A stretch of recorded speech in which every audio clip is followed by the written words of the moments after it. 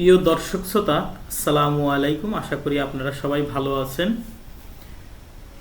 খুলনা সোনাডাঙ্গা পাইকারি কাঁচা বাজার থেকে আপনাদের লেবুর দামটা জানিয়ে দেব এবং বেলের দামও সাথে জানিয়ে দেব।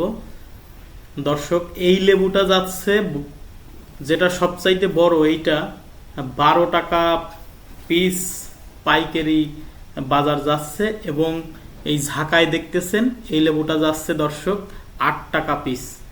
এবং ওই পাশে দুইটা আছে 10 টাকা গাদি দুয়া এবং ঝাঁকায় আর একটা, ওইটা আছে 9 টাকা পিস। এবং এই পাশে আছে আর একটা লেবু, সেইটা যাচ্ছে দর্শক 7 টাকা পিস।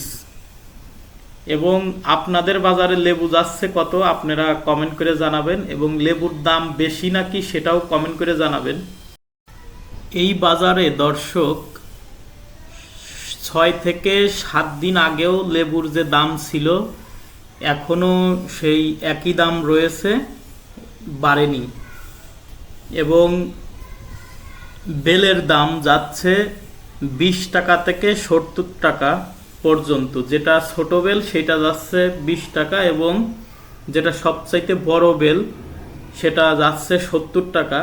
এর মধ্যে 30, 40, 50 এরকম বেলও পাবেন।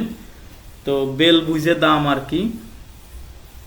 আর উনাদের এখানে কিন্তু অনেক রেস্টুরেন্টের যাবতীয় মালামাল পাওয়া যায়, যেগুলো হলো কাঁচামাল বলে যেটা, সেইগুলো আপনারা পেয়ে যাবেন।